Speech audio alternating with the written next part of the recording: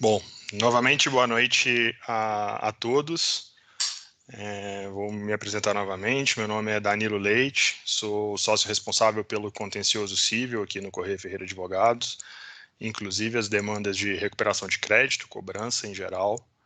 Está aqui comigo hoje o Luiz, que é um dos nossos especialistas em recuperação de crédito, investigação patrimonial. Agradeço aqui a presença de todos. A ideia é compartilhar alguns aspectos bem práticos e contribuir um pouquinho aí para todos que atuam com cobrança de dívida em geral. Antes de começar, eu queria dizer para vocês que a gente está gravando esse webinar, inclusive para disponibilizar posteriormente. Então, estamos considerando aí que todos estão consentindo com a gravação. Eu vou falar um pouquinho aqui no início, depois eu passo a palavra para o Luiz e vou compartilhar aqui com vocês uma apresentaçãozinha só para ir direcionando um pouquinho a nossa conversa. Todos conseguem ver aí a apresentação? Sim. Sim. Bom, então fiquem à vontade para tirar as dúvidas, para compartilharem aí experiências que vocês vivenciem aí nessa questão relacionada à cobrança das dívidas. E vamos lá então. Bom, a gente está num contexto aí muito peculiar na economia mundial e principalmente na economia brasileira, nesse contexto de pandemia, desde o início de 2020, e que veio logo após uma crise econômica aí, que desde meados de 12, 13, 14, vem assolando a economia brasileira. Tivemos a transição política em 2018, que gerou expectativa de melhoria na economia em geral. Expectativa essa que começou a se concretizar em 2019 e veio depois logo abarrotada pela pandemia. Nesse contexto de pandemia, tivemos segmentos que foram duramente atingidos, como o comércio varejista, bares e restaurantes, entre outros, e, por outro lado, tivemos segmentos que, como em toda crise, acabam se destacando, segmentos de commodities, como a mineração, por exemplo. Fato é que aumentou muito a inadimplência, por um motivo ou por outro. A gente tinha essa demanda represada da crise anterior e tem essa demanda agora decorrente da pandemia. E a gente vive um contexto hoje em que fica cada vez mais difícil recuperar o crédito quando o devedor não quer pagar. A regra hoje está sendo que o dever é bonito, existe uma proteção para o devedor, existe uma dificuldade no judiciário quando nós vamos adotar medidas para a recuperação de crédito, desde o grande volume que existe hoje de processos judiciais, a demora na tramitação desses processos e, inclusive, os entendimentos de juízes e até jurisprudências de tribunais superiores que acabam não sendo favoráveis para os credores. A título de exemplo, eu cito uma decisão que tivemos esse ano do STJ.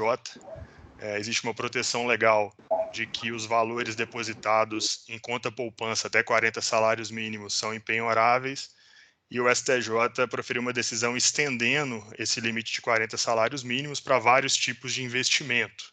Se o devedor não vai pagar a dívida com investimento e com a poupança, como é que ele vai pagar?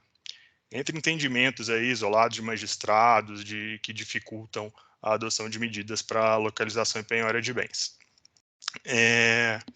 Nesse contexto de maior dificuldade, a gente tem que cada vez mais pensar um pouco fora da caixa e, principalmente, adotar uma estratégia cada vez melhor e mais bem definida para ter mais êxito nas cobranças. A nossa ideia é falar aqui um pouquinho sobre o momento pré-judiciário e depois o momento pós-judiciário, quando é necessário ajuizar uma ação. Mas antes de falar dessas medidas pré-judiciário, eu queria só contextualizar da importância de algumas dicas que nós vamos dar aqui na sequência para auxiliar na tramitação dos processos judiciais.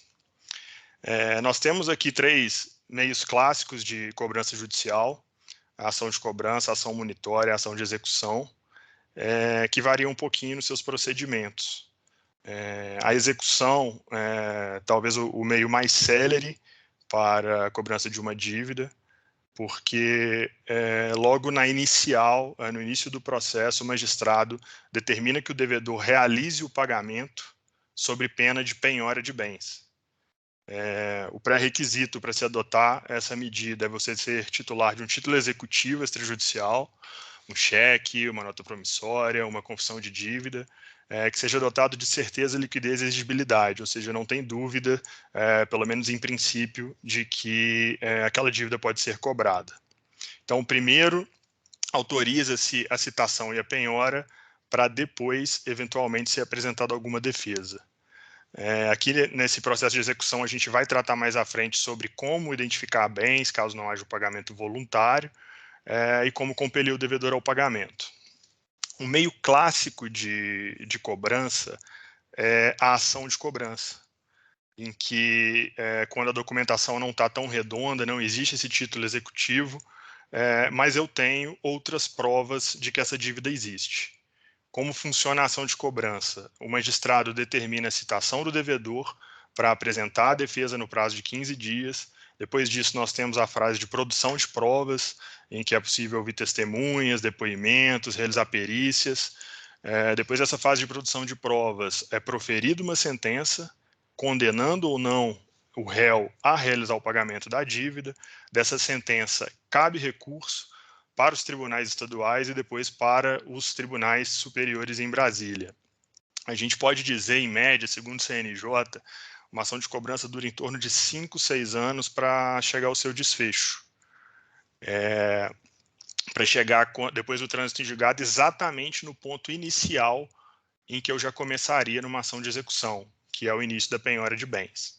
Temos uma situação intermediária, que é a ação monitória, que é quando eu sou detentor de um título executivo que, por algum motivo, não tem a mesma eficácia que me permite adotar a execução. O exemplo clássico é o cheque depois do prazo de 6 meses em que eu não posso executá-lo mais. Existe também no contexto de cobrança judicial de dívidas a recuperação judicial, que tem sido adotada por várias empresas devedoras. É um mecanismo que a lei confere para que as empresas que estão num cenário de crise drástica possam apresentar um plano de pagamento conjunto e fazer uma negociação coletiva de dívidas. Nesse caso, quando eu sou detentor de um crédito em relação a essa empresa, esse crédito está arrolado na recuperação judicial, salvo exceções, eu sou obrigado a aceitar as condições de pagamento que são propostas pela empresa devedora. E a gente tem visto aí vários planos de pagamento cada vez mais agressivos. Então, a gente vai comentar também algumas medidas para tentar sair desses efeitos da recuperação judicial. Para isso, a gente vai falar de algumas medidas preventivas anteriores ao inadimplemento. E nessas medidas preventivas, a gente vai dividir aqui em 3 momentos. O primeiro momento é o do fechamento do negócio, o momento que eu assino o contrato, que eu fecho a venda. Depois, o momento da execução do negócio, quando as obrigações estão sendo cumpridas, os serviços estão sendo prestados, as entregas estão sendo feitas. E o terceiro momento, que é quando eu já prestei o serviço, eu já fiz a entrega, no momento de receber, eu tenho uma situação de inadimplência, ainda não judicializada. Antes de iniciar, eu queria saber se alguém tem alguma dúvida, quer fazer algum comentário sobre esses pontos iniciais, ou até compartilhar aí alguma experiência, vocês participarem aqui comigo, não me deixarem falando sozinho também. Por enquanto, não Ninguém? tenho nada a falar. Posso seguir? Pode.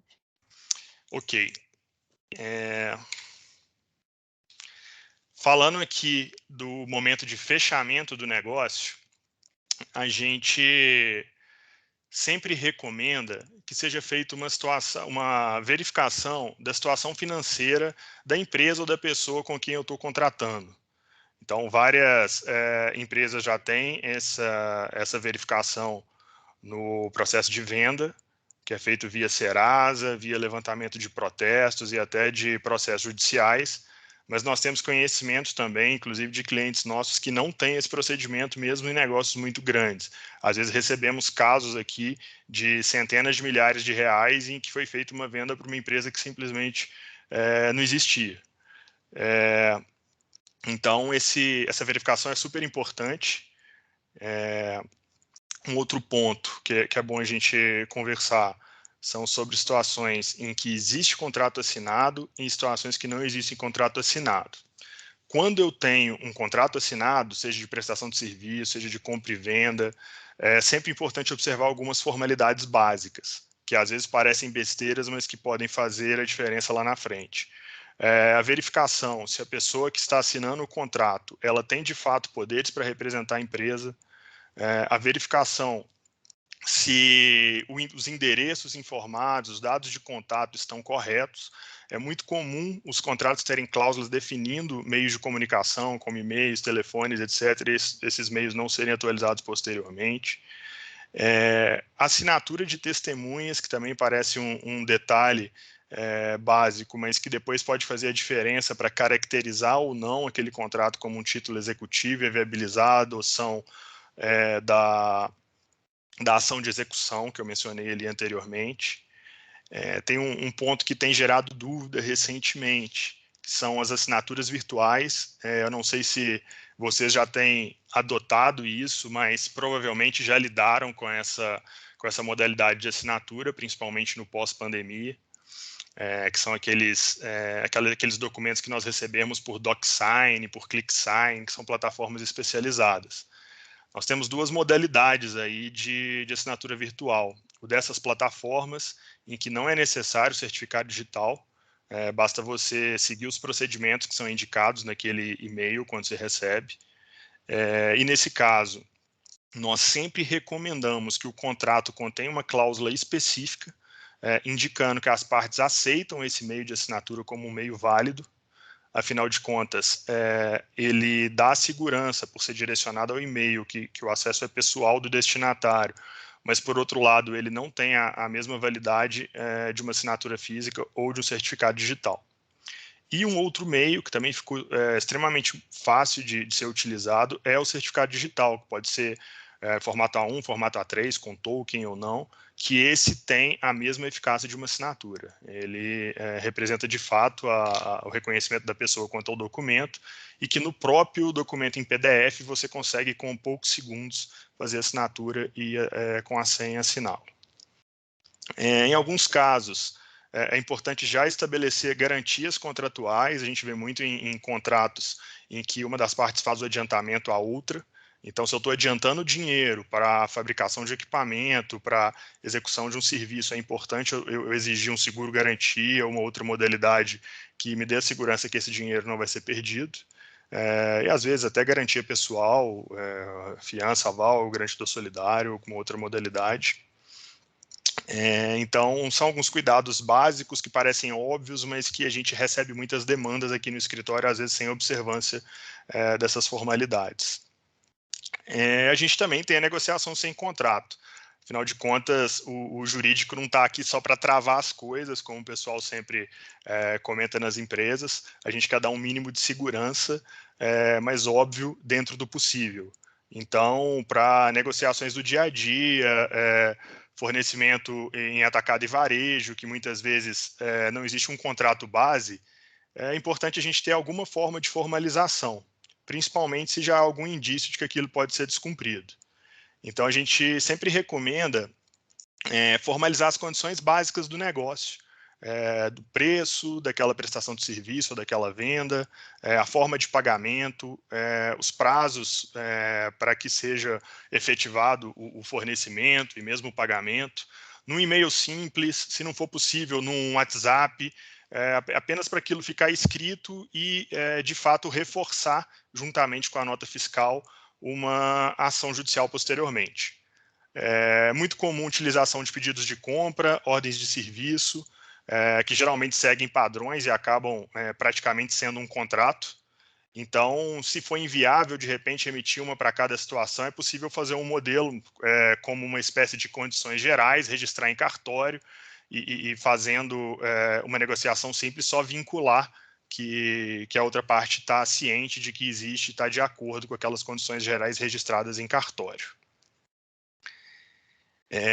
Então, aqui sobre o fechamento do negócio, que é o momento inicial, basicamente seriam isso. Se alguém quiser fazer algum comentário ou tiver alguma pergunta, fique à vontade. É Danilo, né? Que no momento da execução do negócio, eu acho que os dois momentos principais são o da execução e o momento que ficou caracterizado inadimplência. A inadimplência. Por quê? Aqui na execução eu preciso ter uma prova concreta, uma demonstrativa de que, de fato, eu prestei o serviço, de que eu entreguei aquele produto ou mercadoria. Então, a regra aqui é sempre a formalização. Seja através de um canhoto de nota fiscal, que é o meio clássico, aquele canhotinho que fica em cima da nota, que nós assinamos quando chega uma entrega da Amazon, do Mercado Livre na nossa casa. Toda nota fiscal tem aquele canhoto, inclusive as de prestação de serviços.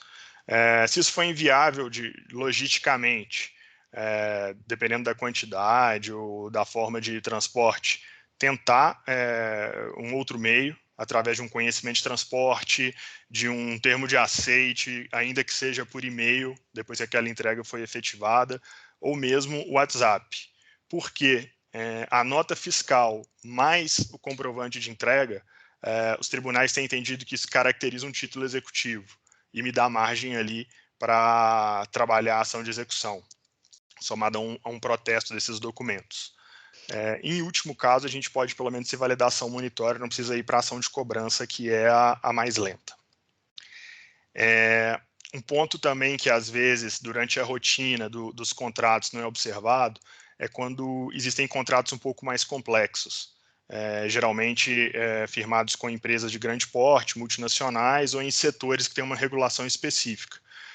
Mineradoras costumam ter contratos mais complexos, planos de saúde, em grandes contratos de engenharia, isso é comum, que são procedimentos de primeiro haver uma aprovação técnica de que houve entrega, de que houve o serviço prestado, depois ter uma aprovação do financeiro e uma série de regras a serem observadas antes do faturamento, para aí sim ser emitida a nota fiscal e posteriormente, depois de 30 dias em regra, o pagamento ser efetivado. Em alguns casos, essa rotina, geralmente esses contratos têm um prazo mais longo, acaba não sendo observado. Essas fases são ultrapassadas, até pela confiança gerada entre as partes. Então, sempre que começar a ter algum problema, começar a ter algum atraso, se isso caiu na rotina e os procedimentos deixaram de ser observados, é importante a gente retomar esses procedimentos e seguir a regra para depois não gerar um argumento de defesa em um processo judicial. E é sempre importante, ainda que a relação seja de longo prazo, ter um monitoramento do risco de inadimplência, seguindo até essa lógica que eu comentei anteriormente. Aumentou o número de protestos, aumentou as negativações, começou a ter um atraso recorrente no pagamento, isso já é um alerta para que a gente tenha que antecipar essas provas. Então, de repente, eu estou nesse fluxo um pouco mais relaxado, eu tenho que voltar a formalizar, voltar a coletar, a formalizar as entregas, a formalizar que eu estou encerrando a prestação de serviços, sempre tentando ter uma prova de que a outra parte recebeu aquele serviço, aquela mercadoria, sem ressalvas, sem problemas, que isso me dá automaticamente o direito de cobrar a dívida sem maiores questionamentos.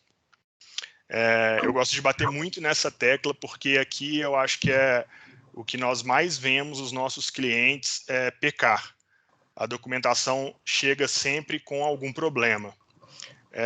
Esses documentos estarem redondos é importante até para processo de recuperação judicial, caso você queira evidenciar que tem alguma incongruência nos créditos lá informados. Danilo, licença. E que tem uma mãozinha levantada, algumas mãozinhas levantadas, se vocês quiserem apresentar suas considerações. Danilo, meu nome é Viviane, boa noite, trabalho na Tecnometal, na área financeira. Viviane, Isso. tá. Eu queria fazer uma pergunta, porque, né, foi citado Quer várias falar alguma vezes aí, coisa? foi citado várias vezes aí, a questão de conversas de WhatsApp como formalização. Eu Não, queria perguntar não estou te se... ouvindo, Viviane. Espera aí só um minutinho. Tá. Desculpa, se você puder repetir, eu estava com o meu áudio desativado aqui, não sei o que Ah, tá. aconteceu. Me desculpa. Nada, tudo bem. Eu verifiquei, né, que foi citado várias vezes aí que uma formalização as conversas de WhatsApp. Eu queria saber se é legal, né, a conversa de WhatsApp é considerada uma forma legal de prova, alguma coisa assim. Como que é? Sim. A gente sempre tem, eu gosto de colocar uma hierarquia, tá? O canhoto de nota fiscal é o cenário ideal, vamos dizer assim. Depois um e-mail em que tenha lá sempre uma assinatura com o logo da empresa, os dados da pessoa que está ali fazendo a negociação, também dá maior credibilidade. Mas eu considero a conversa de WhatsApp também como uma prova e um meio legal. É só importante você ter um meio de demonstrar que aquela empresa que aquela pessoa está vinculada à empresa. Ah, Aí tem sim. que Aí, ter no essa caso, teria que segurança. ter tipo um e-mail, né, com a assinatura da pessoa, alguma coisa assim. Exatamente. Ou mesmo dependendo da foto da pessoa ali no No WhatsApp, se for o logo WhatsApp. da empresa, ou que for possível identificá-la, eu acho que já dá uma margem de segurança, sim. Se tiver Entendi. que estabelecer um procedimento dentro da empresa para fins de uma regra, vamos dizer assim, o ideal é que se obedeça essa ordem de hierarquia. Mas, Entendi. em último caso, eu acho que o WhatsApp é um meio válido, sim. Entendi. Obrigada. Por nada. Alguém mais comentou alguma coisa que eu não ouvi? Eu posso seguir aqui? Se não me engano, o Selmo tinha levantado a mão também para fazer uma pergunta. Opa, Tudo bem, Selmo? tudo bom, Danilo?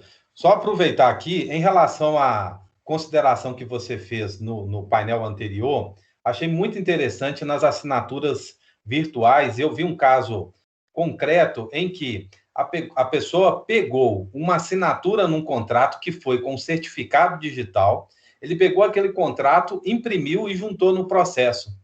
E isso acaba não tendo a validade, porque se a assinatura é eletrônica, o documento tem que ser mantido em armazenamento eletrônico. E não adianta imprimir e colocar dentro de um processo.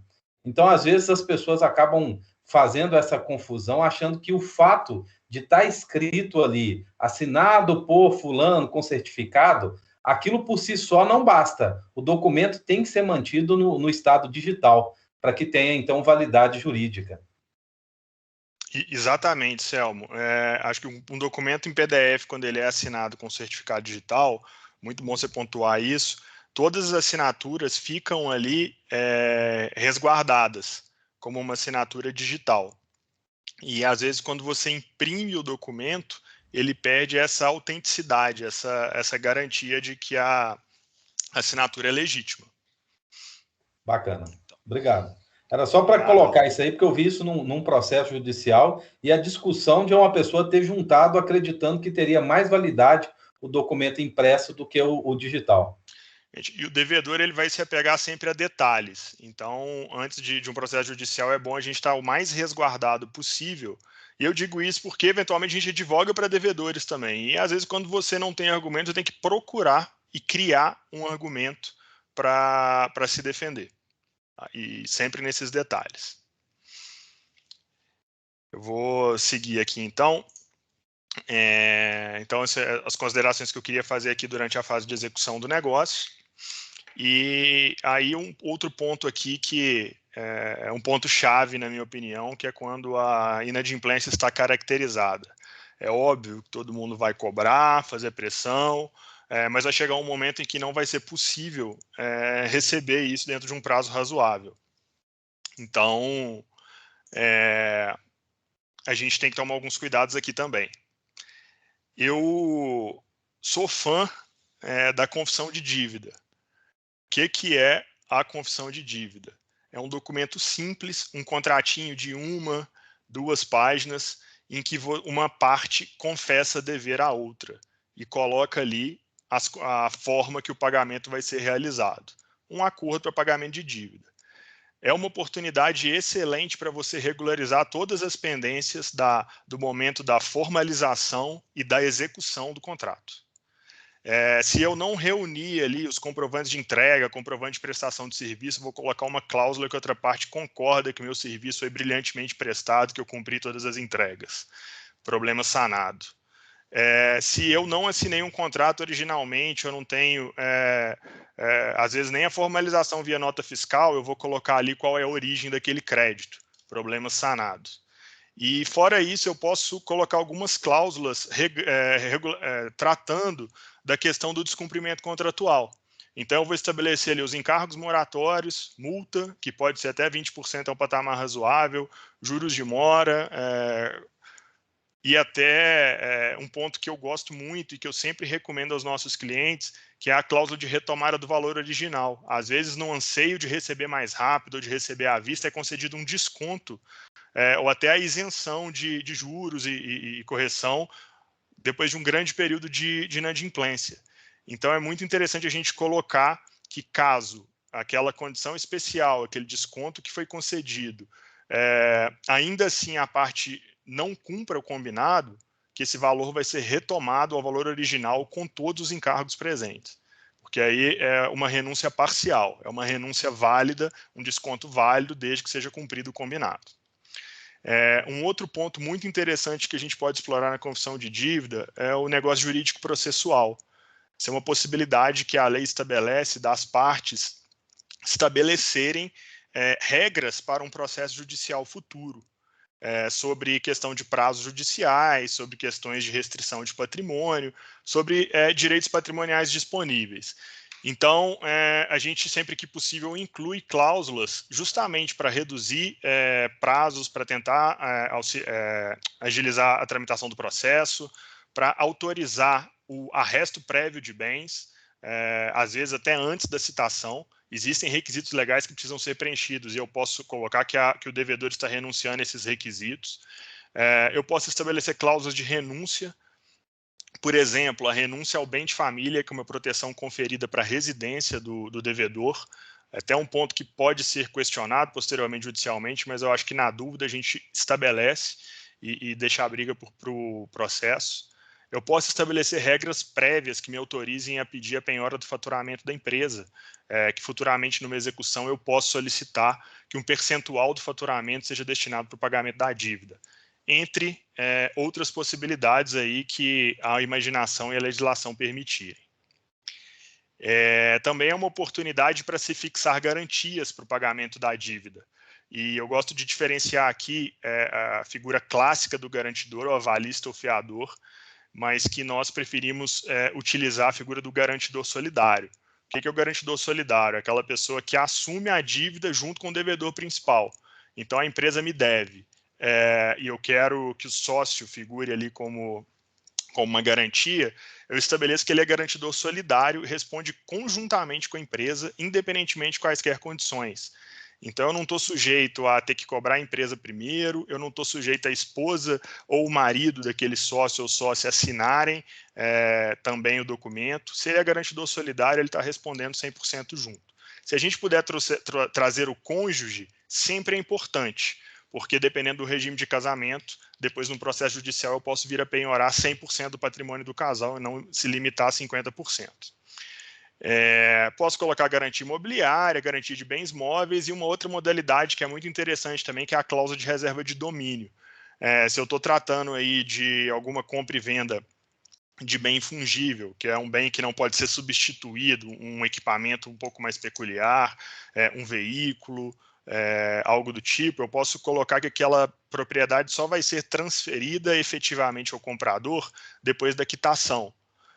E numa negociação de dívida, eu posso colocar que ele está me transferindo essa propriedade e somente após a quitação essa propriedade vai ser devolvida a ele. É uma modalidade interessante também. Negociei, não consegui formalizar a negociação numa confissão de dívida, vou tentar algum outro meio. quer parcelar? Ótimo, me dá aqui umas notas promissórias, me dá alguns cheques, que pelo menos eu tenho um meio mais eficaz posteriormente de fazer a cobrança dessa dívida. Ah, não consegui nem isso. Pelo menos uma formalização por e-mail. É o último caso, não é o ideal, mas é melhor do que formalização nenhuma.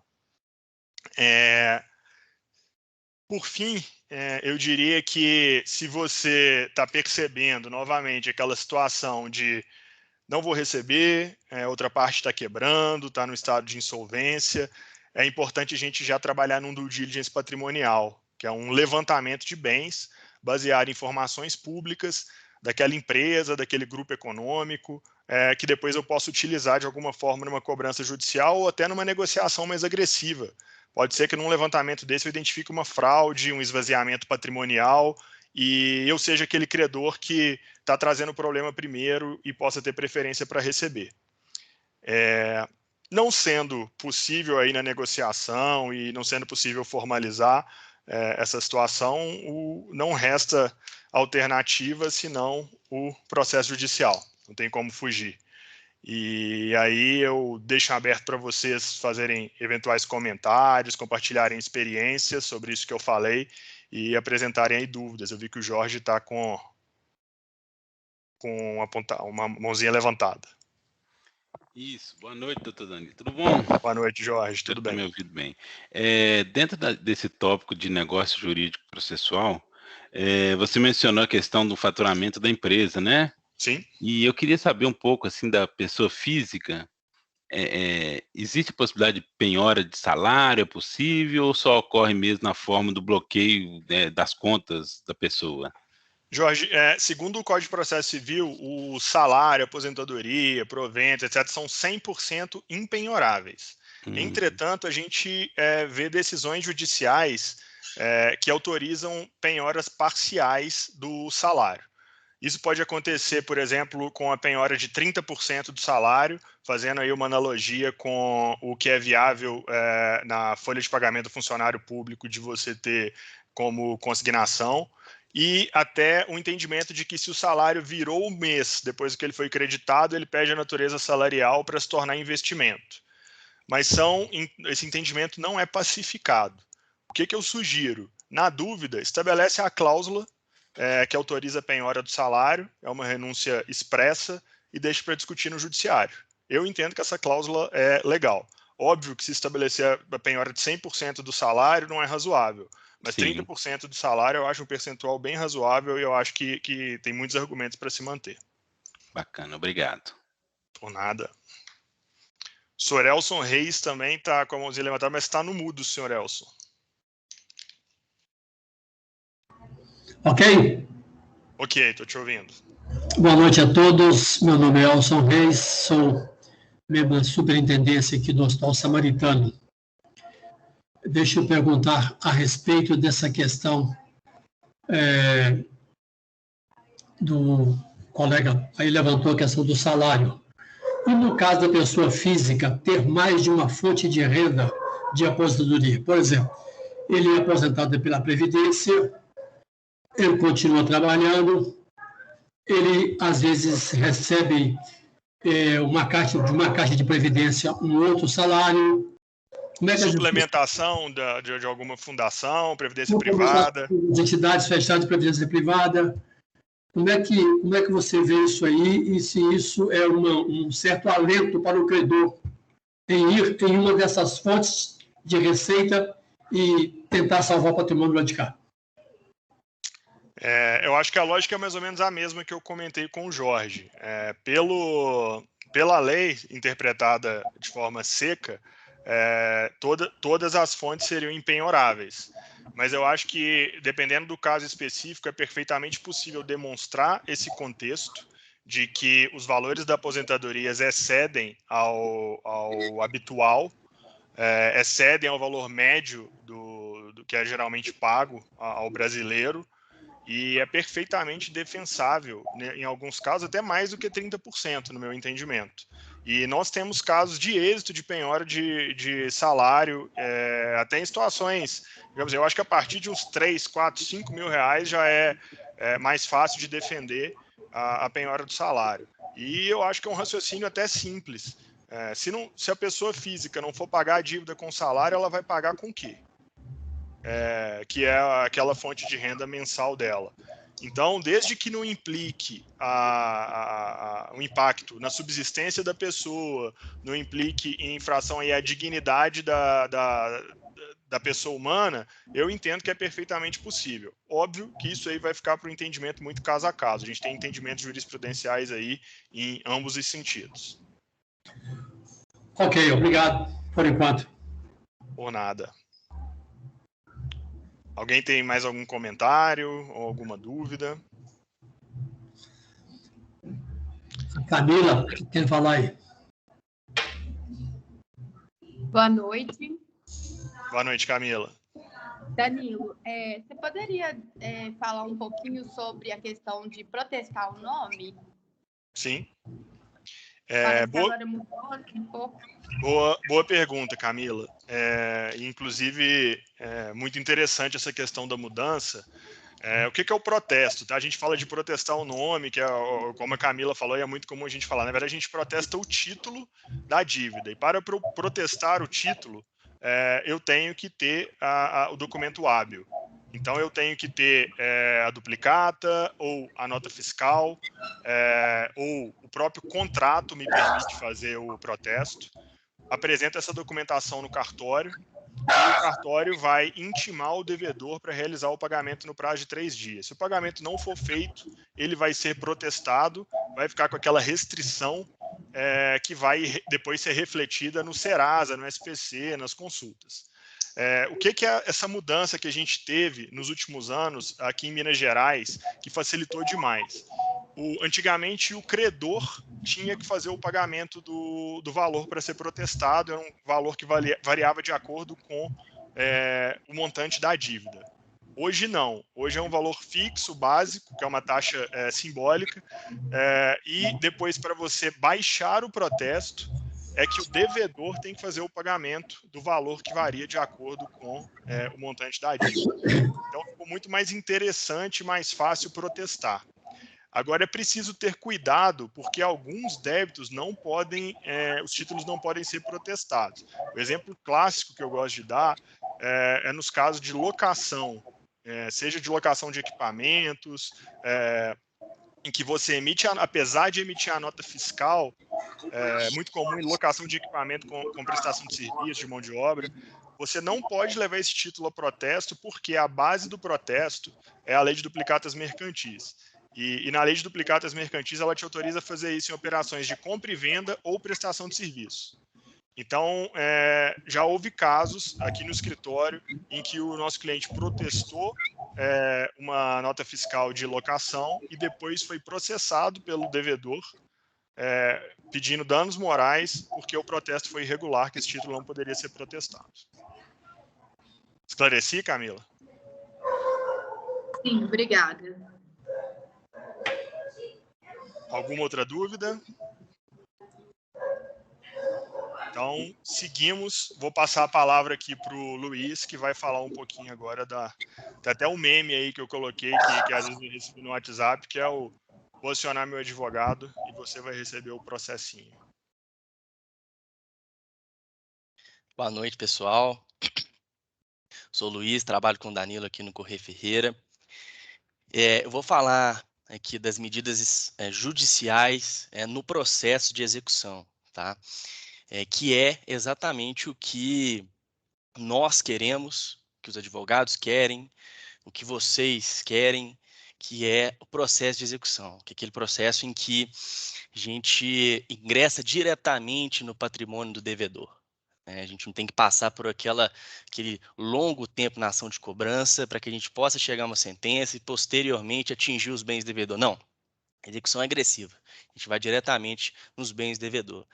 E para a execução, somente quero reiterar a importância de tudo que o Danilo disse, porque os documentos, a comprovação, a ideia de que tem de haver uma formalização é essencial para que o processo de execução tenha êxito.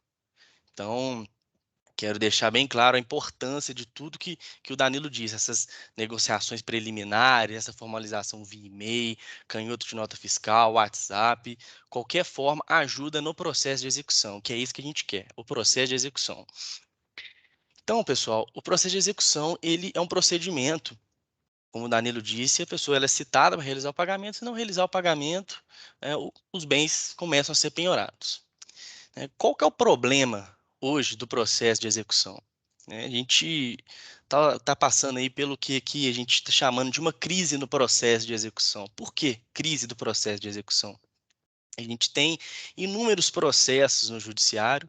O judiciário ele é conivente com o devedor, infelizmente, em algumas situações, né? O judiciário ele acaba colhendo teses que não tem mais suporte, né, que teria suporte há alguns anos, mas agora inexiste, tal como o que o Danilo mesmo falou da penhora do salário. Não tem sentido nenhum o sujeito ganhar 30, 40 mil reais, por exemplo, 30 mil reais, e considerar esse valor impenhorável.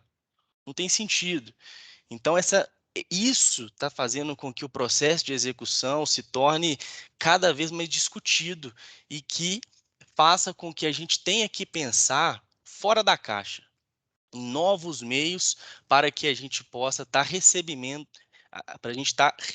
crédito. Tá? Então, como que funciona ordinariamente o processo de execução?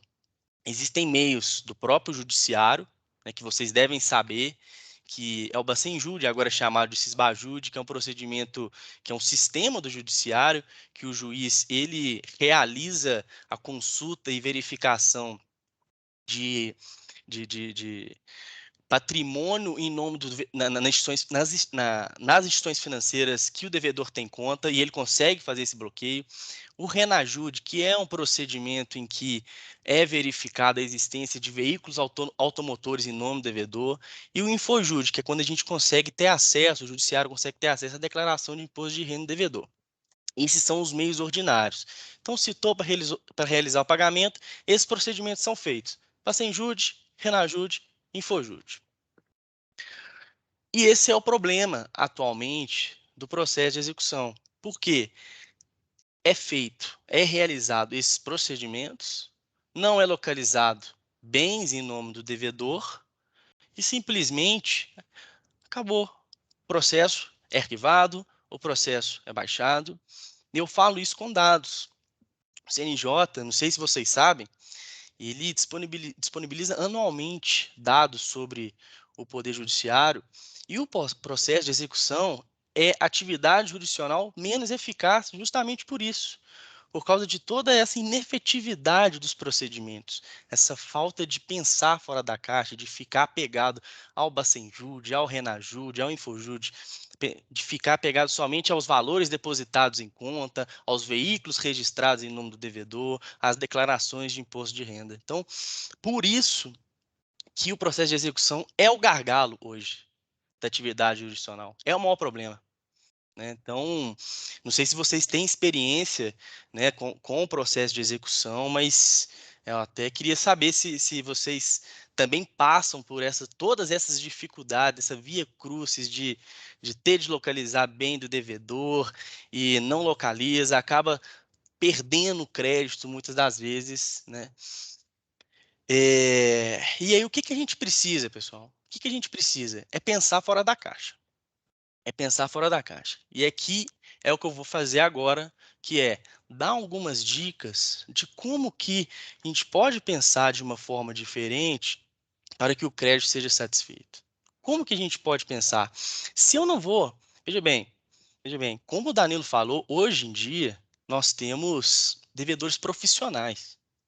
Então, o sujeito hoje ele se profissionalizou, né, em dever, né? Ele é um devedor profissional. Então, você não vai localizar bens em nome dele. Então, por consequência, o Bacenjude, o Renajude, o Infojude, esquece. Você não vai ter êxito. Então, por isso que tem que pensar fora da caixa, que tem que pensar diferente. Porque esses procedimentos ordinários, eles requerem exatamente que os bens estejam no nome do devedor.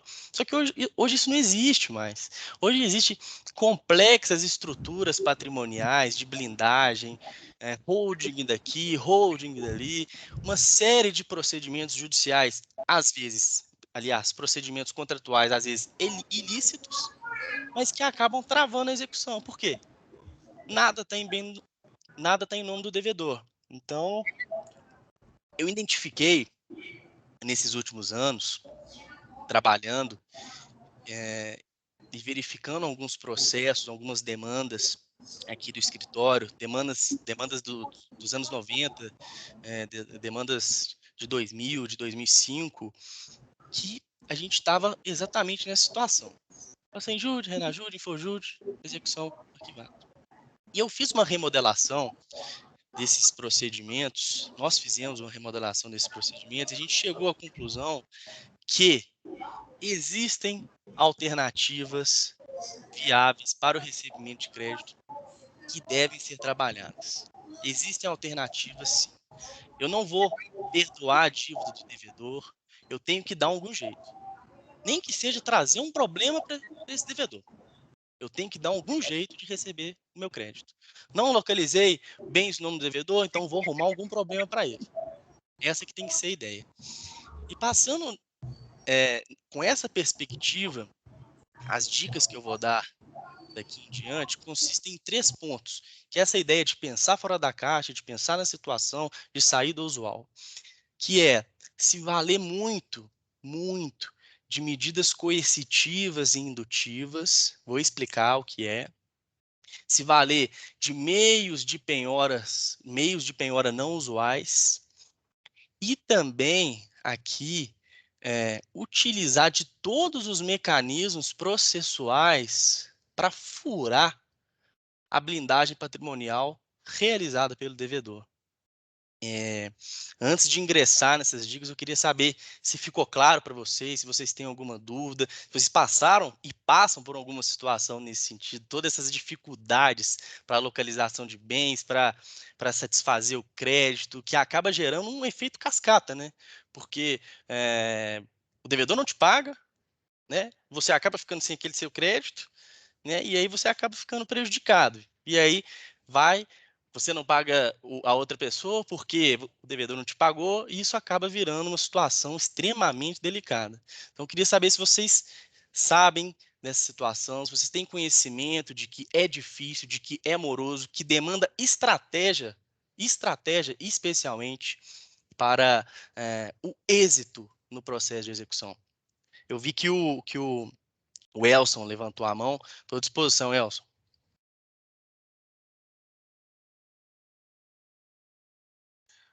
Elson, você está no mudo, nós não te ouvimos. Luiz e demais, esse aí é o ponto da situação. Porque, por exemplo, aqui no Samaritano nós temos valores pequenos, referente a cheques, notas promissórias, ou às vezes até a própria conta hospitalar. Mas você não localiza nada do camarada. Aí já passou o tempo, eu tenho recebível aqui de até 10 anos. A pessoa está viva, está por aí, mas você não consegue chegar. Uma outra coisa, são a solidariedade passiva em processo. Mesma situação, às vezes são valores maiores que você tem e que o devedor solidário, ele está vivo, você o localiza, mas você não acha pega no sujeito. Mas ele está produzindo, ele tem receita, ele tem despesa também como qualquer outro serviço, mas você não consegue ter acesso a uma garantia de satisfação do seu crédito. Quais são as inovações em termos de localização e de alternativa você chegar a ter um camarada desse que você tenha para nós? Esse é o pote de ouro que eu estou querendo que você chegue nele. Isso. Mas é isso que é para isso que eu estou aqui. Tá? Então, vamos lá. Porque exatamente esse que é o problema. É esse que é o problema. Porque, na verdade, é o que eu te disse, Elson, se a gente continuar pensando de uma forma tradicional, a gente não vai conseguir ter êxito. Verdade. E existe sim mecanismos que a gente possa estar ao menos trazendo problema para o devedor. Porque se trazendo problema para o devedor, ele vai realizar o pagamento, né? Então, só que é um trabalho, Elson, que ele demanda assim, uma análise, tem que verificar o perfil do devedor, o perfil da dívida, e eu te garanto, se nós realizarmos uma procura aprofundada, uma análise, uma hora o devedor vai pagar. Sempre tem alguma coisinha que dá para a gente pegar, né? Então, é isso que eu vou tentar demonstrar daqui em diante. A gente sabe que não há crime perfeito, né? Sim, não há crime perfeito. eu utilizo aqui da máxima que a justiça falha, mas não tarda. Verdade, verdade, verdade. Aliás, tarda, mas não falha, né? Tarda, mas não falha. Trocando as ideias. Eu vi que Camila também levantou a mão. Oi, Luiz, boa noite. Eu queria noite, fazer Camila. uma pergunta. Você citou o exemplo, né, que nós temos, fizemos um levantamento de alguns devedores dos anos 90. Eu queria saber, primeiro, se existe algum prazo, né, para que as cobranças possam ser realizadas e até, assim, qualquer valor deve ser cobrado, existe um valor mínimo, existe um estudo para ser feito para entender quando que essa cobrança é uma cobrança que vale a pena, né? Sobre esse aspecto mesmo. Ótima pergunta, Camila. Primeiro momento, a gente tem que verificar o custo-benefício, né? Então, às vezes, realmente, se você tem um crédito ali de R$1.000, R$2.000, pode ser que o trabalho ele tenha que ser mínimo para poder custear a despesa, né? Então, isso tem que ser trabalhado realmente. Mas, qual foi a primeira pergunta, Camila? Prazo. Quanto tempo prazo. que você pode continuar cobrando? Ótima pergunta também.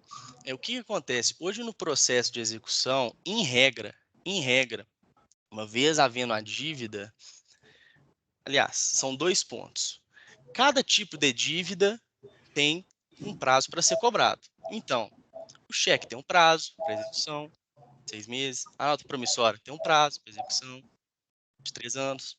A confissão de dívida tem um prazo, 5 anos.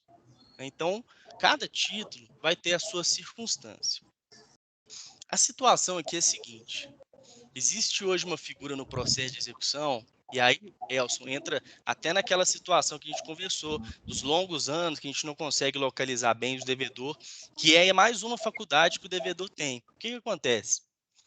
E motivo pelo qual a gente não pode deixar que as execuções sejam arquivadas e ficar por isso mesmo. Quando é uma execução, quando eu tenho um título, executo e já está em execução, quando eu vou para a execução de bens e ao arquivamento do processo, após o prazo, veja bem, após o prazo de execução daquele título, começa a correr um prazo que se chama prescrição intercorrente, pelo qual você não vai poder mais executar essa dívida. Então, o devedor ele vai ser favorecido com isso. Então, vamos colocar o exemplo seguinte. A nota promissória é de 3 anos, o prazo dela. Vou colocar um mais simples ainda, o cheque. O cheque 6 meses. Eu executei o cheque, não localizei bens, execução foi arquivada. Então, escorreu um prazo, o juiz fala assim, arquiva o processo de execução, após o prazo, após um ano, começará a correr o prazo para prescrição intercorrente. Então, o juiz deu esse prazo de um ano, deu o prazo de um ano, 6 meses depois, que é o prazo do cheque. Posteriormente, esse prazo você não pode cobrar mais. Então, por isso que tem que estar sempre movimentando a execução, tem que estar tentando localizar bens, tentando pensar fora da caixa, para que não ocorra exatamente isso, que é a prescrição intercorrente. Ótima pergunta. Ficou claro, pessoal? Essa questão da prescrição intercorrente, isso é bem importante. Para mim, ficou claro. Ok. Então, vamos lá. Eu vou passar por 3 dicas aqui. Primeiro, como eu havia dito, a utilização das medidas coercitivas e indutivas, aquela forma de arrumar um problema para o devedor. Eu vou falar da penhora dos meios não usuais, E também vou falar das formas de atingir a blindagem patrimonial do devedor. Pessoal, quanto às medidas coercitivas e indutivas, o que acontece? A gente tem a execução direta, que é a execução que eu vou tentar localizar bens em nome do devedor. Porém, existem meios indiretos para que eu possa estar executando o devedor. Eu não vou localizar bens em nome dele, mas eu vou fazer com que ele indiretamente queira fazer o pagamento. É o que a gente chama de medidas coercitivas. Exemplo, vamos supor que o devedor ele não te paga. Só que aí você descobre e tem a informação de que ele vai participar de uma licitação. E aí ele precisa muito dessa licitação. O que já aconteceu e pode acontecer? Você pedir para que o juiz, tendo em vista a inadimplência do devedor, impeça que esse devedor participe da licitação até que ele te pague. Isso já aconteceu e foi validado, inclusive, pelo judiciário. Então, a ideia é, qual que é a ideia das medidas coercitivas? É verificar qual que é a ferida desse devedor. Ok, eu não vou encontrar bens em nome dele, mas qual que é a ferida dele? Vou dar um exemplo aqui que já aconteceu. Eu tenho amigos que eles ganham muito dinheiro jogando pôquer, mas é muito dinheiro mesmo, 100 mil, 200 mil. E eu já vi situações, na prática, de juiz que determinou com que a parte não participe de um campeonato de pôquer.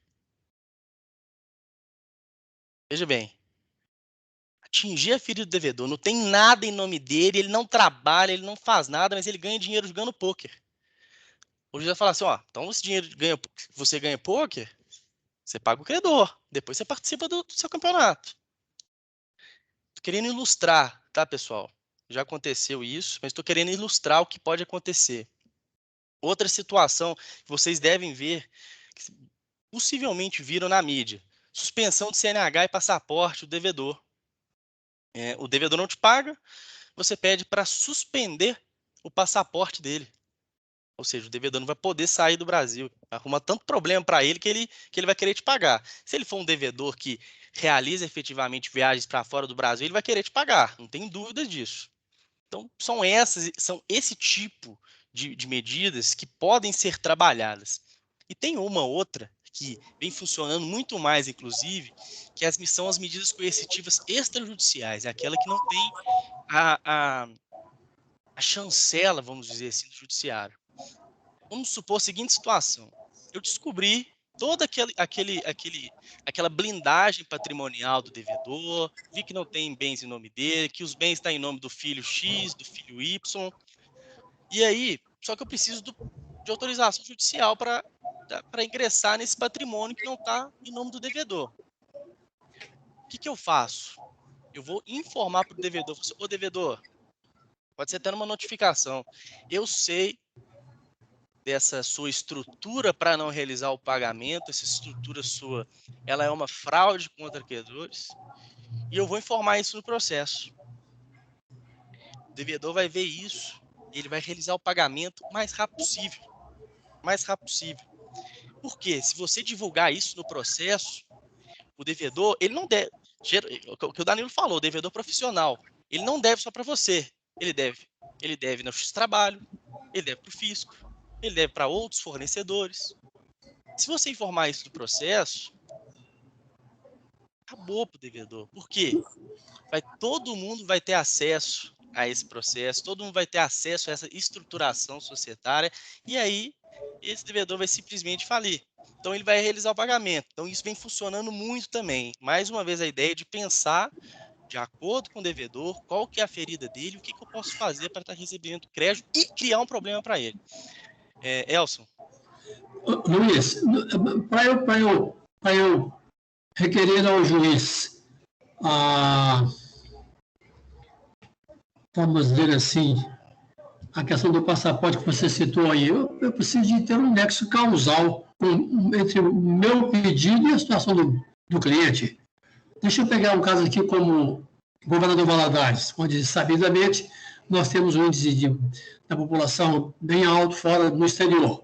Talvez aí já tivemos mais, mas hoje está em torno de 10% da população nossa aqui está no exterior. Eu, assim, porque o cara me deve e não me paga, eu vou lá, ele não tem... Ele não tem outro ganho, ele não tem bem, não aparece nada, mas eu sei que ele, periodicamente, ele vai nos Estados Unidos, tem 3 anos, 5, 10, não sei, para eu formalizar ao juiz um pedido dessa multa, tem que ter um nexo causal e uma força bem expressiva de convencimento ao juiz para isso, não? Sim, mas aí que tá. Mas aí, o que acontece, ô Elson? Veja bem, a gente já passou, a gente está partindo do pressuposto aqui que a gente já passou daquelas fases iniciais, tipo assim, Jude, Renajude, Fujude. Então, claro. Então, a gente já passou dessa fase. E aí, de fato, essa medida ela é excepcional. O judiciário vem enfrentando essa questão, tá? Há entendimento até de que é ilícito intencional, mas há entendimento, inclusive no caso do Ronaldinho Gaúcho, que houve a suspensão do passaporte do Ronaldinho.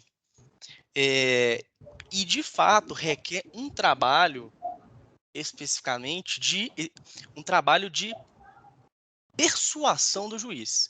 Você tem que demonstrar para o juiz que os meios foram esgotados, os meios ordinários. Você tem que demonstrar para o juiz que esse devedor, ele deve para você, mas, por exemplo, ele está viajando para os Estados Unidos. Como assim? Ele te deve, mas viaja para os Estados Unidos? Ele te deve, mas viaja para a Alemanha? Ele te deve, mas viaja para a Europa inteira?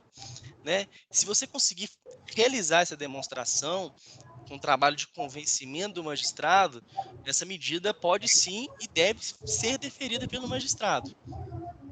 E é o que você disse, tem que ter uma conexão, porque se não tiver conexão, se não tiver um nexo causal, não tem nem sentido pedir. Você tem que atingir exatamente a ferida do devedor. Se ele realiza viagem para o exterior, então vamos lá, vamos demonstrar isso para o juiz e vamos pedir, vamos trabalhar em cima disso.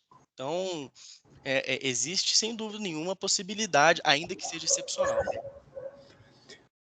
Ok, depois, talvez amanhã eu te ligue, vou te fazer uma colocação num caso específico nosso aqui, que pode ser para mim uma luz no fim do túnel para eu chegar até esse camarada. Eu te ligo amanhã. Combinado, sempre há uma luz. Obrigado. Vamos lá agora, pessoal. Pessoal, tá claro? Ficou claro para vocês a questão das medidas coercitivas, como que elas podem ser utilizadas? A ideia aqui é passar, basicamente, assim, qual que é o fundamento? O fundamento qual que é a ferida do devedor? Vamos atingir. É isso que é o fundamento. E aí você tem que trabalhar com ideias, pensar fora da caixa, tá? Então, vamos lá. Outra dica. Utilização de meios não convencionais de penhora. Então, eu já disse que o Bacenjude, o Renajude e o Infojude são instituições praticamente frutíferas, a não ser que você dê outras visualizações para esses procedimentos. Eu vou explicar daqui a pouquinho. Mas você tem que utilizar meios alternativos, aliás, meios não convencionais. E aqui eu vou listar uma série de exemplos, tá? Então, vamos lá. Às vezes o devedor, ele não te paga, mas ele tem um crédito em processo judicial, ele tem um precatório, por exemplo, com o Estado. Você pode pedir a penhora desse valor. Pedir muito bem a penhora desse valor e funciona muito. Às vezes aquele devedor está trabalhando uma ação de indenização milionária há muitos anos, você consegue localizar essa ação e aí, pronto. Localizou, penhora no rosto dos autos, que é o que a gente chama aqui, e vem funcionando muito. Outra situação, pessoa física, faleceu o sujeito. Aliás, vamos colocar duas situações. Primeiro, vamos supor que o pai do devedor faleça. Tem que abrir o inventário, em regra, tem que abrir o inventário. Você consegue ter acesso a esse inventário, a não ser que ele seja, por algum motivo, segredo de justiça. E você consegue penhorar os direitos e créditos que, eventualmente, cabem ao devedor. e também funciona muito bem. Então, verifiquei um processo de inventário do pai do devedor, ele é herdeiro, tá? O pai dele é rico, o devedor não tem nada, mas o pai dele é rico, o pai dele tem muito dinheiro. Então, você vai pedir a penhora desses valores, que serão direcionados ao devedor, tá? Não vou penhorar a herança, não. São os valores que serão direcionados ao devedor. Outra situação, o devedor, ele acaba falecendo, tá? E você pode, eventualmente, descobrir bens que você não sabia. Porque para fazer a transferência da titularidade, tem que passar pelo inventário, em regra. E aí você acaba localizando outros bens. Às vezes tem um bem lá no norte do país que ninguém sabe, né? Às vezes tem um bem lá no sul que ninguém sabe. Você acaba visualizando isso no processo de inventário e você pode pedir, né, a penhora desse valor. Na verdade, não é nem a penhora. Antes de que haja a divisão para os herdeiros, o juiz ele tem que determinar que seja primeiro realizado o pagamento para você. Então, são medidas também bem frutíferas. Elson, pode realizar a sua pergunta. Acho que você está no mudo.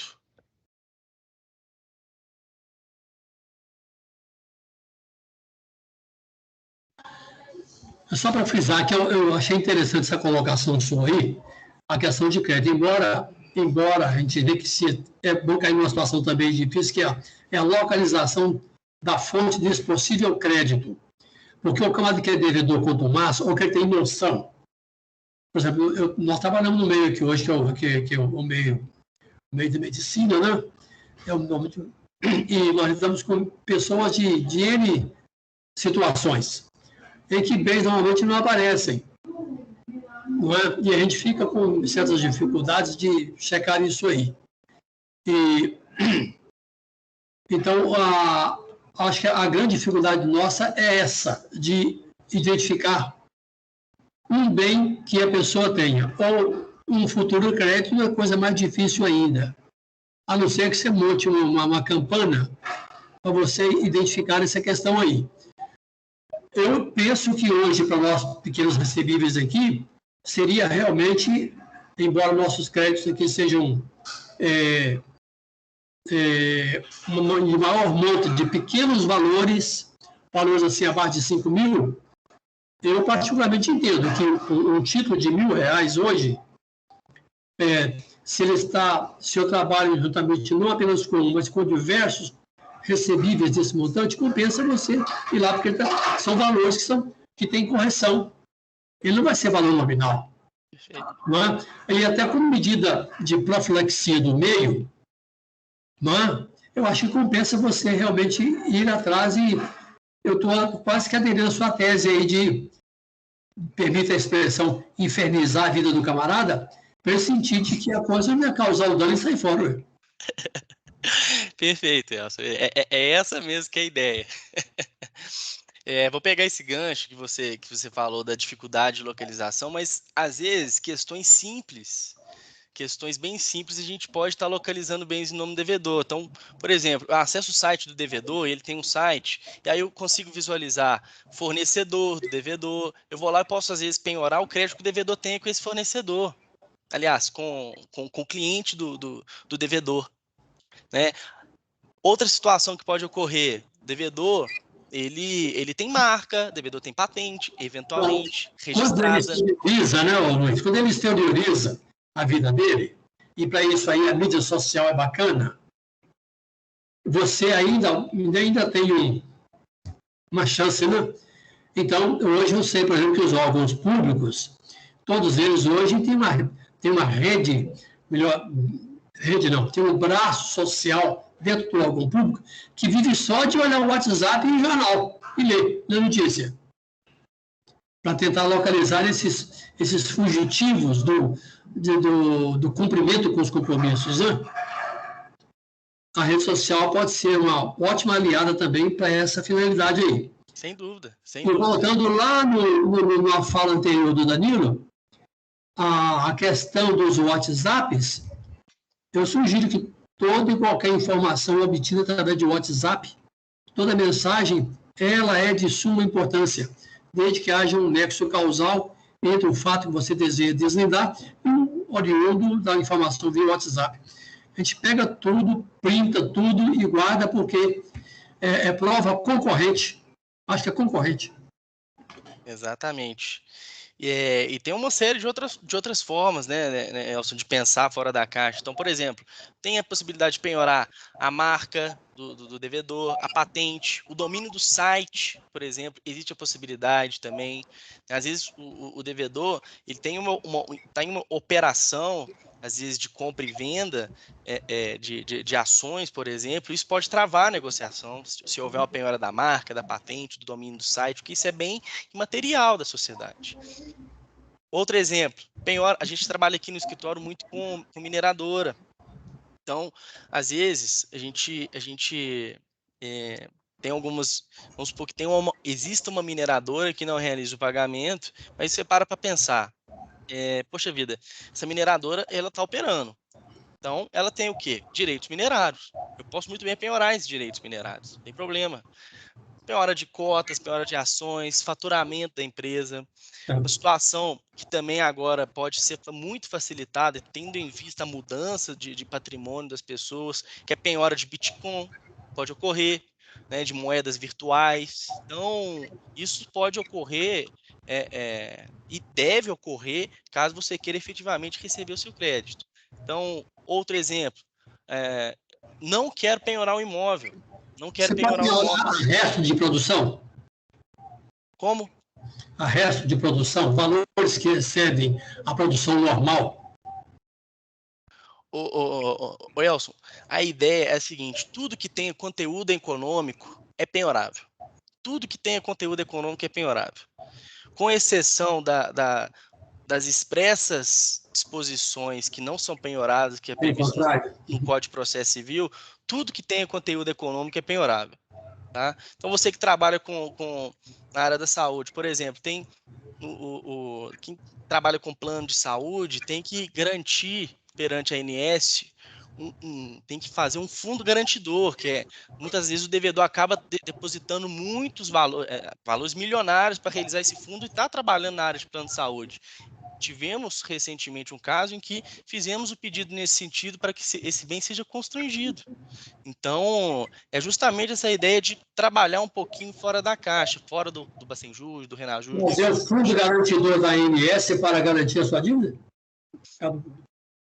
Seria para constranger. Isso seria muito difícil de operacionalizar, tá Elson? Mas isso, olha só. E já é uma construção legal a favor da ANS. Mas não, isso aí, no final das contas, é um bem que é do devedor. Tá? Então, é um conteúdo econômico do devedor. Muitas espécies de penhora, a operacionalização ela é difícil. Mas aí que é o ponto. É difícil operacionalizar, por quê? É difícil avaliar, é um conteúdo econômico, por exemplo, a marca, a patente, é difícil de efetivamente fazer uma avaliação, mas e o problema que você vai causar para o devedor com essa penhora? Tem um caminho mais pesado aí, que seria se você comprovar de que o valor que ele está recolhendo como garantidor é superior ao que ele precisa, entendeu? Se você conseguir isso aí, a chamada reserva técnica, né? Se você conseguir faça isso aí, a coisa é clarinha, mas demanda um trabalho de debulhamento muito sério do escritório. Sim. Viviane, estou à disposição. Luiz, eu tenho uma dúvida. Você está falando muito também, citando a questão de penhora de faturamento da empresa. Você já viu algum caso assim, de dívida fiscal? Algum órgão público entrar com uma ação de solicitação de penhora de faturamento da empresa? E não de valor, assim, né, em conta, né, de execução. O que acontece?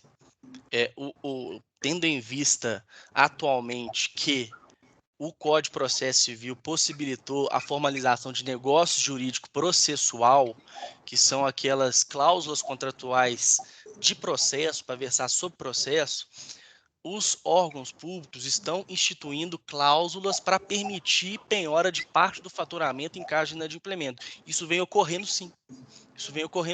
E pode ocorrer também na via particular.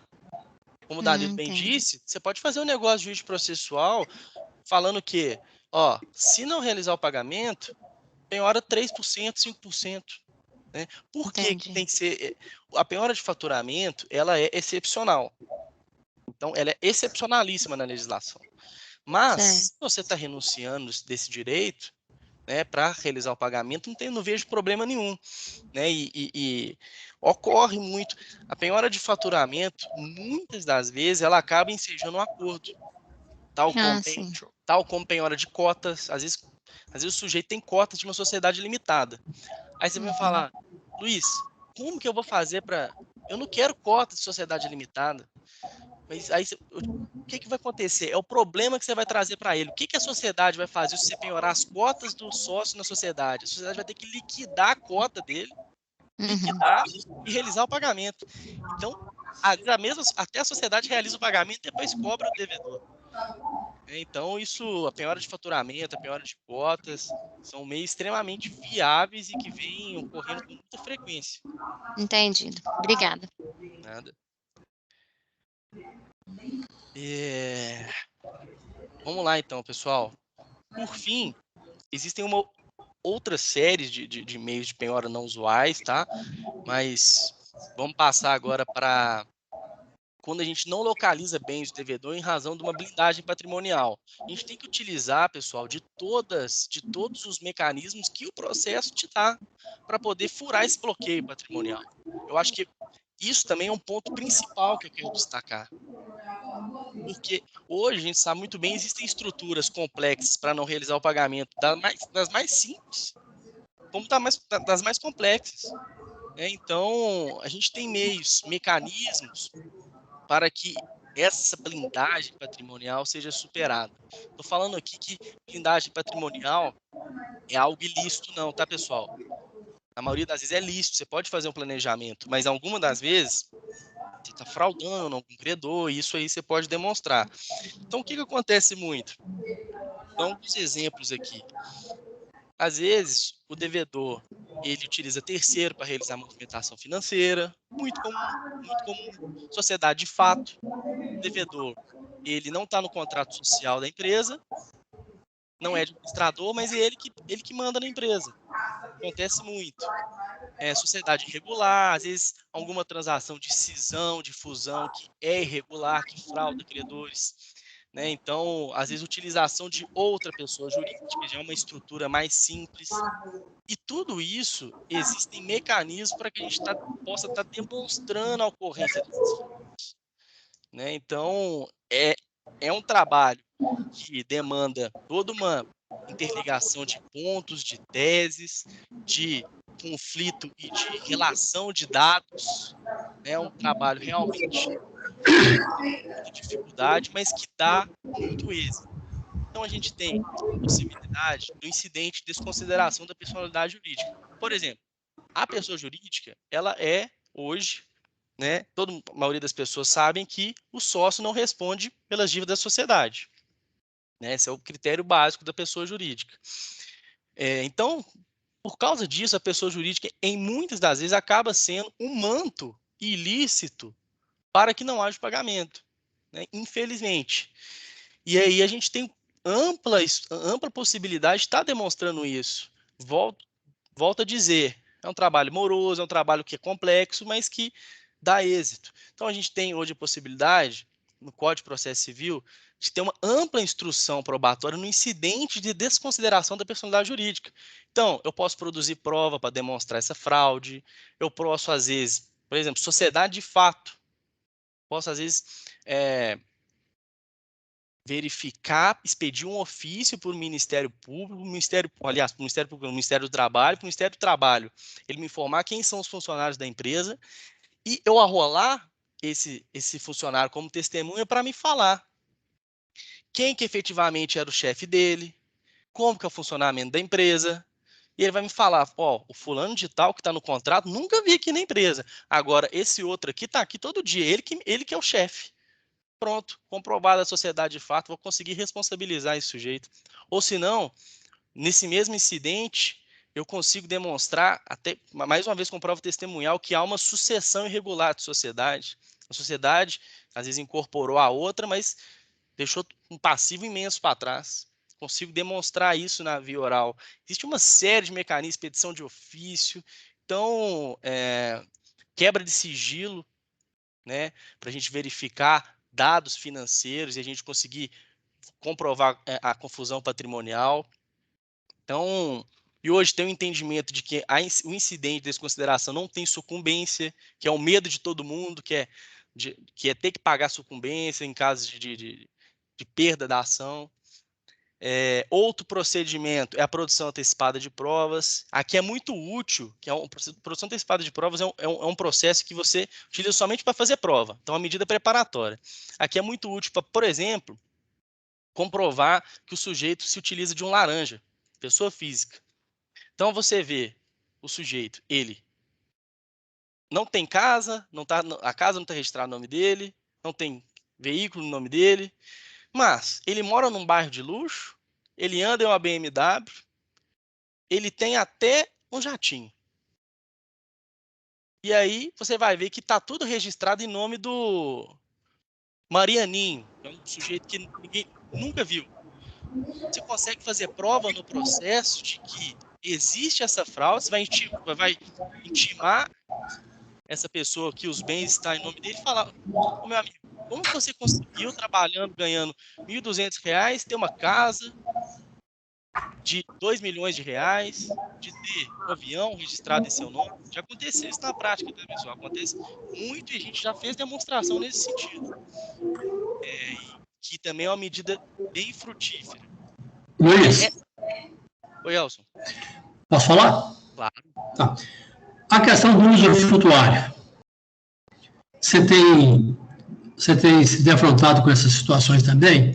Que às vezes o indivíduo não tem, porque a periferia social na qual ele se movimenta tem lá os seus bens todos lá, e ele figura como um usufrutuário, que na verdade às vezes nem aparece na gestão direta e clara, evidente dos bens, mas ele está lá contido lá. Eu não sei se os órgãos da justiça, quando você puxa um CIS, qualquer coisa do JUDE, se te traça a figura do usufrutuário, se o CPF dele constando como usufrutuário, te aparece na tela como detentor de um direito, que é um direito também executável. Sim, a gente consegue fazer essa verificação no próprio cartório. Tá? Então, no cartório você consegue fazer essa pesquisa e você consegue verificar hoje aqui em Minas Gerais, né? Você faz uma pesquisa de imóveis e você consegue verificar todos os registros que tem o nome do devedor.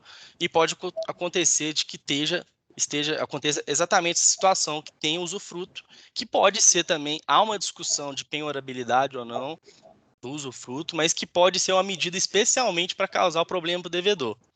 Tá?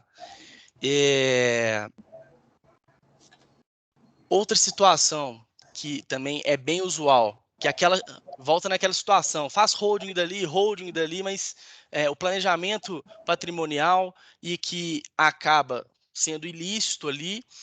Então, a gente tem a possibilidade de estar até mesmo antes da formalização, estar demonstrando isso para o magistrado, tá? Para que a gente consiga estar ingressando nesses bens que foram para a holding, que foram doados para o filho, né, o que a gente vem chamando aí de intenção pré-ordenada de fraudar, que é uma questão que já está sendo colocada pelo STJ, que consiste no fato de que aquele sujeito que ele faz o planejamento ilícito e começa a dever todo mundo. E já está devendo antes, começa a dever todo mundo. Você consegue fazer uma ação pauliana, que é o que a gente chama, para estar demonstrando essa situação e estar ingressando nesses bens. É o ânimo de enganar, né? Isso. E é isso, pessoal. Existem uma série de outras medidas judiciais, mas acho que a gente já está se estendendo aqui bastante. Eu acho que a ideia que tem que ser passada para vocês tem jeito sim de recuperar o crédito. A gente não pode perdoar a dívida, a gente não pode desistir, tá? Existem meios judiciais, meios extrajudiciais, a gente só tem que trabalhar com estratégia, de modo estratégico que a gente consegue estar realizando a satisfação do crédito. Ok. Gente, só para arrematar aqui e trazer para ainda mais prático o que o Luiz falou, 5 minutinhos a gente arremata, já esgotamos bastante aqui o nosso horário previsto. É só compartilhar com vocês alguns casos reais aqui, bem resumidamente, que nós tivemos no escritório e que às vezes pensar um pouquinho fora do habitual acabou surtindo efeito. Um primeiro caso, que é um caso de destaque, a gente está falando de um passivo aí de cerca de R$2 milhões, que um grupo que atuava no segmento de consumo, de comercialização de alimentos, resolveu ingressar na produção de energia, não deu certo, abriram várias empresas e projetos hidrelétricos no Brasil. Um desses projetos contratou um cliente nosso que era projetista. Esse cliente entregou todos os serviços, não recebeu. A empresa foi completamente esvaziada, essa empresa do segmento de energia.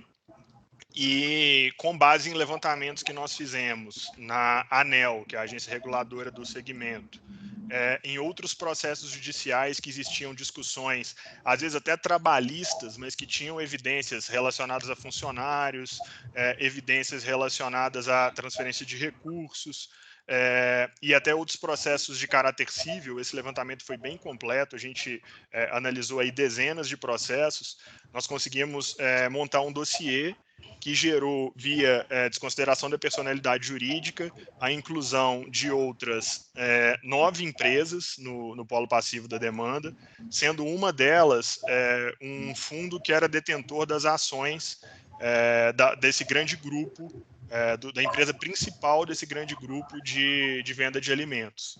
Então, logo que nós conseguimos a desconsideração, eles recorreram, não tiveram êxito no recurso, porque as provas eram bem robustas, e assim que a decisão transitou em julgado, eles fizeram o pagamento da dívida à vista.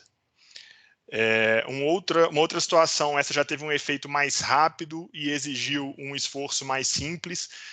Hoje, numa ação de execução, você tem a possibilidade de emitir uma certidão, que nós chamamos de certidão pré-monitória, com as informações da dívida.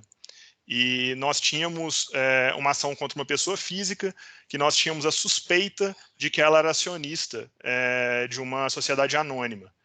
Então, nós requeremos, junto a essa sociedade anônima, a averbação dessa certidão pré-monitória, um pouco no escuro, e a sociedade nos respondeu, informando que, de fato, ele era acionista, quantas ações ele tinha, e que estava averbado no livro de ações essa certidão pré-monitória.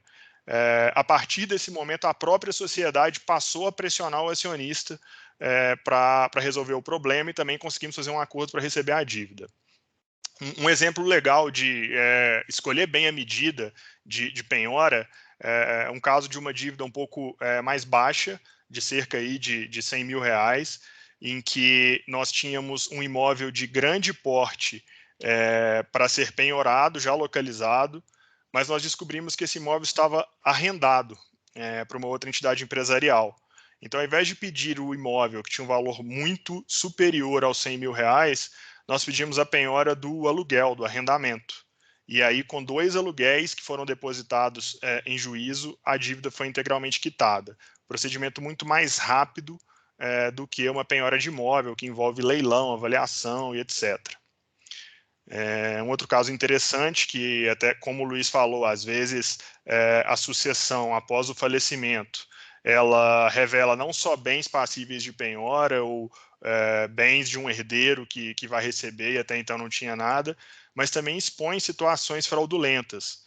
Então, nós temos um caso aqui no escritório que, com base no inventário, nós conseguimos identificar que o falecido ele tinha um divórcio de fachada, apenas para blindar patrimônio, que ele tinha ocultado alguns bens no inventário, que já eram do nosso conhecimento, e a partir do momento que nós começamos a apertar um pouquinho nesses pontos, ele tinha deixado de rolar um crédito imprecatório muito alto que ele tinha, que a partir do momento que nós informamos que levaríamos ao inventário, já geraria um ITCD de 5% sobre esse bem. Ele se sentiu bem em estado, né, a negociar. E esse caso em específico, nós estamos em negociação para fechar um acordo antes de levar as informações para o processo. Essa questão que o Luiz mencionou, da penhora do Fundo Garantidor de Plano de Saúde junto à ANS, a gente tem um pedido deferido nesse sentido e que está em discussão.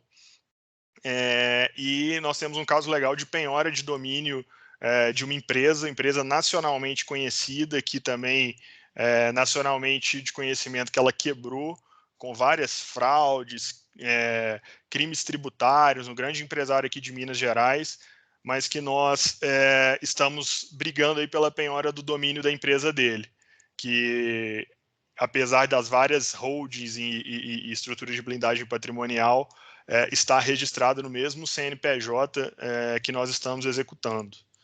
Então, são alguns casos práticos que eu compartilho com vocês e que geraram êxito aí na resolução dos problemas. Eu agradeço a todos e abro aí, se alguém tiver alguma dúvida, antes de nós encerrarmos, a gente está à disposição. Tem aí os nossos contatos, tá? Caso vocês queiram enviar alguma consideração, ligarem para conversar, como o Elson já mencionou.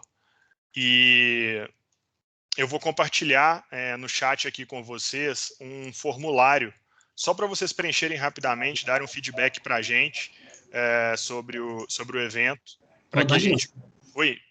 Me permite uma intervenção aí? Claro. Esse caso da ANS que você falou aí, você já tem uma decisão favorável de onde? Primeira e segunda instância. A questão está em discussão no STJ agora. Uau! Então, mas aí, onde é que fica garantida a ANS? Porque o fundo garantidor junto à ANS é para... É exatamente essa a tese do plano de saúde. É isso que eles estão defendendo, mas ainda não colou. Pode ser que seja revertido? Pode. Não há pensamento consolidado sobre isso. Não há. Inclusive, a gente atua muito aqui no segmento médico. Então, nós temos vários créditos junto a planos de saúde. O que mais acontece é o plano de saúde, ele sofreu uma liquidação extrajudicial, o procedimento de intervenção da ANS, isso depois resultar numa falência e o fundo, na grande maioria das vezes, ele é insuficiente para pagar até os credores trabalhistas. Mas é interessante. Então, isso aí dá-se-ia por ineficiência da própria ANS, porque o plano é em conformidade com a estrutura, o lastro que ele tem de atendimento, é o fundo garantidor, é o percentual. Sim, mas na grande maioria das vezes, a gente tem vários planos de saúde, só aqui em Minas Gerais nós temos vários que foram liquidados e hoje estão em processo de falência, que mesmo depois de levantados todos os bens, levantado o fundo, esse passivo é insuficiente para pagar os credores. Ok. Da minha parte, obrigado. Nós que agradecemos aí pelos comentários, todos muito pertinentes, Celso. Esse material vai ficar em tela, Danilo, porque isso é interessante aqui. Eu sentar com a minha área jurídica no hospital e vou dar uma olhada geral nesses temas aqui, para a gente melhorar até os nossos contratos com os nossos credores aqui, com os nossos usuários. E se nós podemos compartilhar o material sem problemas e estamos à disposição para conversar aí também sobre mais detalhes, que a gente tentou ser breve, acabou se estendendo um pouquinho, mas... Verdade. É isso. Mas obrigado, Danilo, obrigado, Luiz, e a todos vocês também. Obrigado, pessoal. Obrigada, gente. Boa noite para vocês. Obrigado, gente. Bem bacana, produtivo. Um abraço. Bacana demais. Parabéns, Danilo. Parabéns, Luiz. Obrigado. Obrigado. Parabéns aí pela exposição. Muito bacana, viu, Danilo e Luiz? Nota 10 e insights aí muito valiosos. Obrigado, Selma. Obrigado também aí, Luiz. Obrigado a todos aí. Obrigado, gente. Se vocês puderem preencher o formulário, é muito importante para a gente, tá? Obrigado, Danilo. Obrigado você. Preencher aonde, Danilo? Tem um link aqui no chat que eu compartilhei. É só clicar nele e responder 3 perguntinhas ali muito rápidas.